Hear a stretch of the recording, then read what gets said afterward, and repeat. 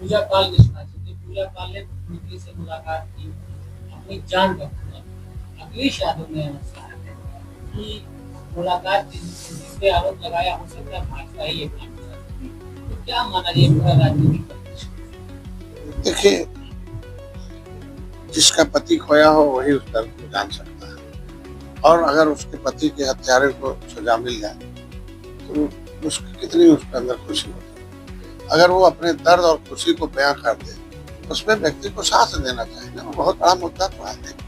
पिछड़ों के घर की बेटी है, पिछड़ों की हत्या हुई थी, उसमें एक विशेष वर्ग के लोग खुश हो जाए उसके लिए पूजा पाठ निकाल देना, ये क्या राजनीति कर रहा है? कहाँ पिछड़ों के साथ खड़े हैं? पिछड़ों के साथ खड़े होते तो कुछ भी बोलती महिला है, और उनके पति की हत्या हुई, हत्यारा जो है जमी जमीन हुआ तो उसको न्याय मिला तो उसने बोल दिया। तो भाई किसी भी सरकार में मुख्यमंत्री तो अभिभावक होता है ना। तो अभिभावक के रूप में वो तो विपक्ष के भी तमाम विधायक मिलते हैं उनसे, तो काहे ना उनके भी बात बहुत बार मिलते हैं विधायक, सबको क्यों नहीं निकाल देने भाई? खाली एक विशेष वर्ग खुश हो जाए इसके लिए पूजा पाठ होता है। लेकिन ये दोहरा चरित्र सपा का है, इनाम भी पीड़ित का करते हैं और पीड़ा देते हैं। अब तो पीड़ित से पीड़ा हो गया ना, तो पीड़ित दुखी अपमानित लोग मोदी के साथ है, योगी के साथ है। ये पीड़ित का असली बात है। असली पीड़ित कौन है? जिसकी जमीन जायदाद अंग्रेजों ने छीना। असली पीड़ित कौन है? जो देश को आजाद कराए हैं, कानून से जुड़े लोग हैं। असली पीड़ित कौन है? जो भूमि है ना, पाइपलाइन में, पॉलिथीन में, झुग्गी झोपड़ी में है, आवासीन है। ये कौन है? अंग्रेजों ने कानून बना के गुजारा, देश आजाद हुआ तो आजादी में संविधान बना, संविधान में लिखा हुआ कि केवट मल्ला मझवार अनुसूचित जाति के हकदार हैं।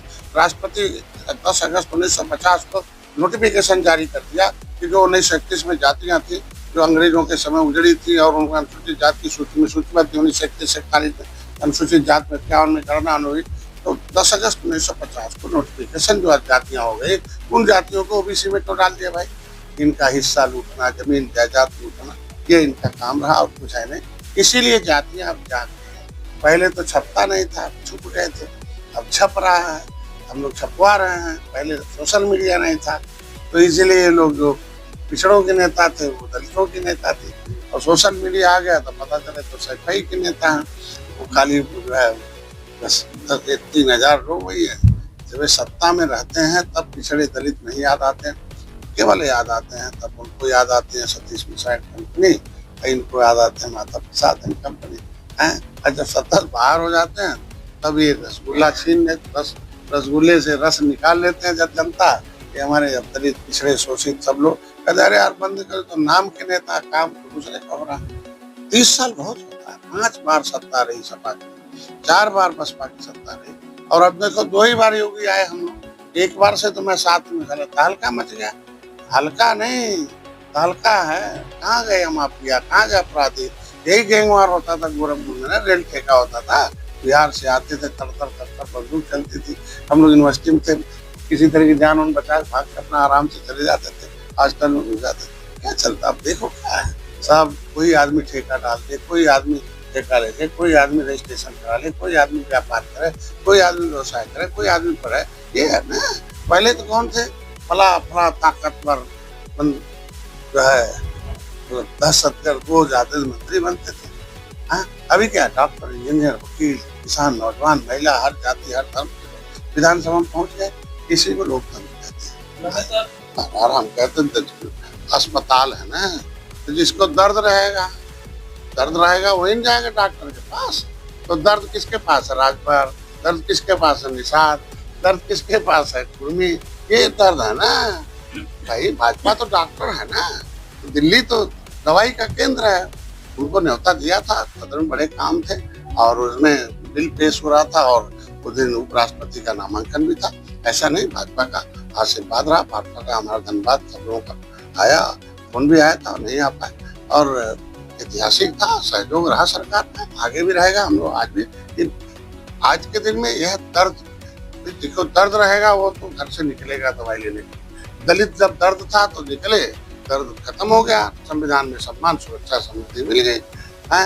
यादव आयु दर्द था, चरवाहा थे, हरवाहा थे, और दोनों दर्द दूर हो गया।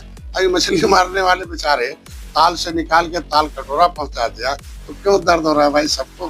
किसी लोगों को ये नदी खाली ताल मछलियां मारते रहे, वो बेचारे सुअर चराने वाले बेचारे आज कलम चलाने वाले तो है ना, प्रदेश चलाने वाले बने ना, वो भैंस चलाने वाले आज देश चलाने वाले, बंदूक चलाने वाले प्रदेश चलाने वाले बने ना।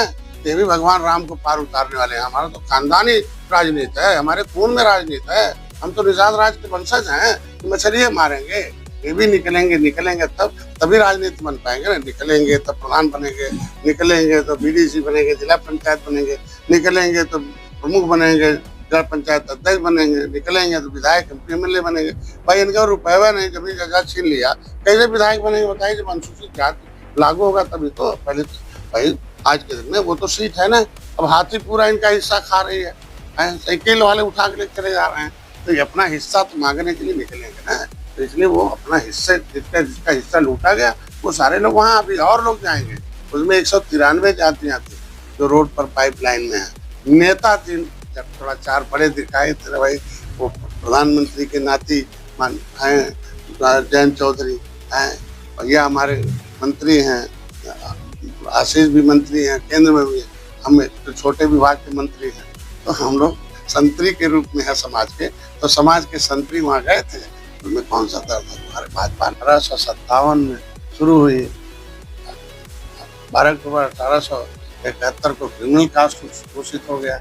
ये उजड़े लोग हैं, इनकी व्यवस्था बसने की criminal tribes act inquiry committee अंतः समय 1949 लड़ाई में जो रोड़ा हो उसे पहले हटाया जाता है।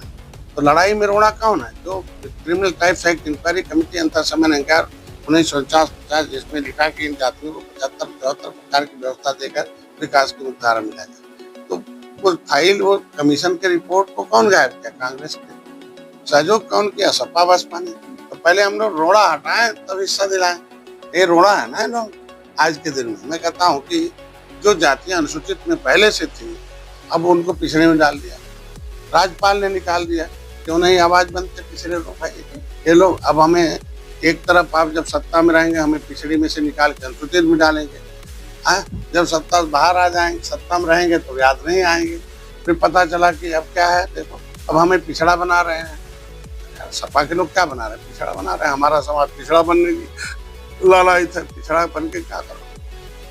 सही दिशा में हमें कदम रखना है, संघर्ष है दिशा। हम एक मार्गदर्शक हैं, कालसी राम मार्गदर्शक के रूप में आए। उन्होंने बता दिया, एक्सरे करके बता दिया अपने समाज को, जब तक उठाओगे बेईमानों का झंडा तब तक बनते रहोगे अंधा, खाते रहोगे डंडा, बस चलता रहेगा इसका धंधा है। एक दिन बेईमानों का झंडा उठाओ, अपना झंडा जय भीम का है, मत बनो अंधा, बंद कराओ धंधा, बंद हो गया। जब तक निषाद मछुआ समुदाय उठाता रहेगा बेईमानों का झंडा तब तक पीठ पर खाता रहेगा डंडा, तब तक बनता रहेगा अंधा, चलता रहेगा उनका धंधा। तो इसलिए मैं इनको कह रहा हूँ कि अब एक दो सबका झंडा ले लो, जय निषाद राज का झंडा ले लो, अपना डंडा उसमें लगाओ, जय निषाद राज का झंडा, मत बनो अंधा। देख लो संविधान में लिखा, देख लो तुम अनुसूचित हो क्यों पिछड़े में रहोगे। देखो राज्यपाल ने लिख दिया कि नहीं केवट मल्लाभ नहीं है पिछड़ी, हम नहीं खाएंगे खिचड़ी, ये अनुसूचित है, नई सूची बनाएगा। देख लो उसमें अनुसूचित जाति की सूची में राज्यपाल ने, राष्ट्रपति ने लिख रखा 10 अगस्त 1950 को। देखो बेईमान कौन आदमी है जो राष्ट्रपति के विरोध में भी आके बिना संविधान में संशोधन के हमारा नाम ओबीसी में डाल दिया। देश को हम आजाद कराए हैं। तो इसलिए कह रहा हूँ कि फेंको सबका झंडा, ले लो अपना डंडा, उसमें लगाओ जय निषाद राज का झंडा, अब मत बनो भैया अंधा और बंद कराओ इनका धंधा। तो ये जब तक ये झंडा टोपी घर घर लगा ले, जैसे दलितों के यहाँ घर घर जय भीम है, उनके यहाँ नीला झंडा नीला टोपी है ना। वो कहते हैं भैया हमारी नेता पॉलिटिकल गॉड फादर रहूं, लेदरमैन बहन जी हैं, मैं उन्हीं के साथ रहूँगा। हमारा जो राजनीतिक भविष्य इन्हीं के साथ है। अपने वोट से वो जान गया है, लेकिन उनके यहाँ प्रोग्राम चलाया गया।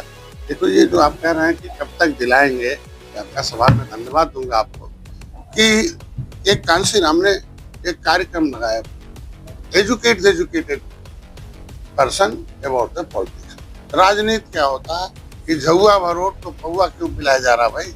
तो पढ़े लिखे लोग ही अभी अंधा हैं, पढ़े लिखे लोग ही नहीं समझ पा रहे कि पिछड़ी एक अनुसूचित है। हमारा मामला केवल परिभाषित करने का। हम कह लें जब सेंसस मैनुअल 1961 के आधार पर, मैं जब पहली बार है कि जब सरकार में आया तो सरकार में आते ही योगी जी को पत्र लिखा, योगी ने आरजीआई को लिख दिया कि भाई बताओ केवट मल्ला क्या है। और डॉक्टर संजय कहते केवट मल्ला मछुआरा अनुसूचित जाति का तो आरजीआई ने लिखा, 70 साल में पहली बार है। 1 साल पहले योगी जी ने पत्र लिखा, RGI registrar general census of India, ये तय करता हूँ कौन ऐसी होगा, वो लिख के दे दिया केवट मल्ला मजवार अनुसूचित जाति का हकदार। उसने कहा भाई नोडल विभाग सामाजिक न्याय मंत्रालय वो दिशा जारी करे। तो सामाजिक न्याय मंत्रालय दिल्ली में है, तो अभी दिल्ली में गए थे ना। तो जिसे भी आरक्षण लेना होगा मेरे साथ आएगा ना, रोड पर तो आएगा ना, अपने बच्चों को भविष्य बनाएगा तो आएगा ना। अब पढ़ा लिखा आदमी रहेगा साइकिल में, जो आरक्षण लूट रही 70 साल से, पढ़ा लिखा आदमी रहेगा हाथी में, जो हमारा वर्ग 3 रोजी रोटी छीन लिया, आसामी दरता वर्ग 3 की जो तालघाट नदी सरकार के हाथ में छीन लिया अपन। ये 70 फाइल ही गायब करा दिया। पब्लिक फाइल 74/4/1950 कांग्रेस, उसका झंडा उठा चुनाव लड़ेंगे तो कैसे काम चलेगा भाई। पढ़े लिखे लोगों को आना पड़ेगा और उसके लिए मैंने प्रोग्राम बनाए, educated person about the politics. और वो दूसरा स्टेप है, चर्चिल ने कहा कि the real God is voter in democracy, ये जो असली भगवान इस युग का वोटर है।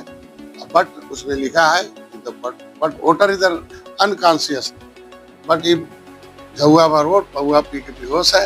इसलिए हमने प्रोग्राम बनाया, रीच द वोटर, वोटर के पास जाना है, उन्हें जोश में लाना, होश में लाना और सही बात बनाना, सही जगह वोट डलवाना। इनके वोट से इनकी समस्या समाधान होगा।